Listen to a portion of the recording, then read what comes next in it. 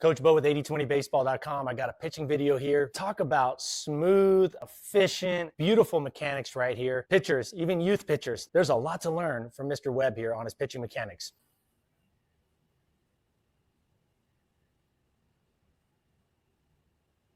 Talk about rhythm and being in sync. Everything is synced up. The whole kinetic change is syncing together really well here.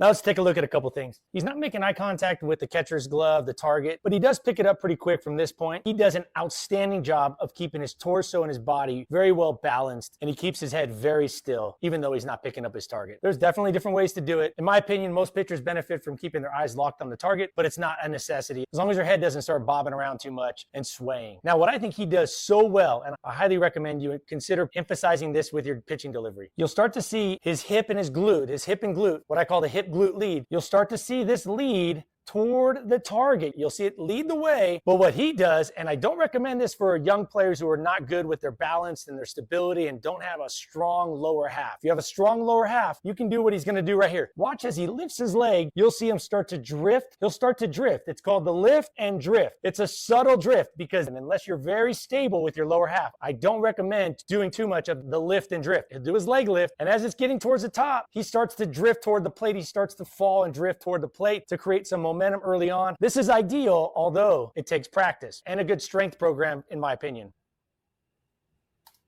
He just finished his leg lift and he's already drifted, kind of a light shoulder lead. Typically, that's where this is going to come from. The lift and drift, and then watch the hips push out right here. The hip glute lead.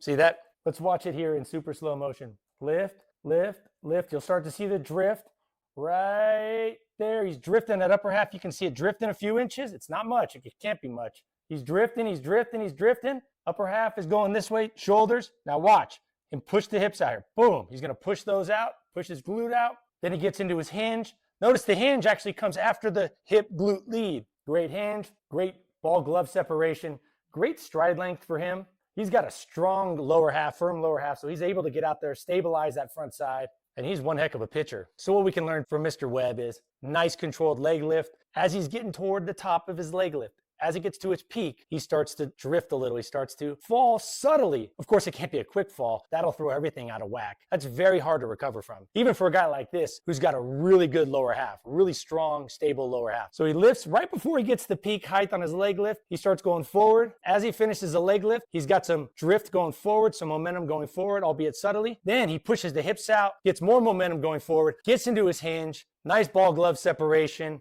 good extension on his stride. He's got a strong, stable lead leg. Boom, boom. That and him being a gamer, competing every pitch. That's really why he's been dominant for so many years. Lift, drift, hip glute lead, hinge. Beautiful.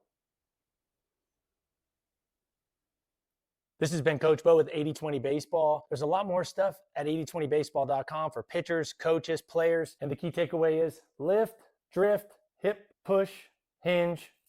Optimal stride length for your body and your leg stability, your leg strength. Work of art.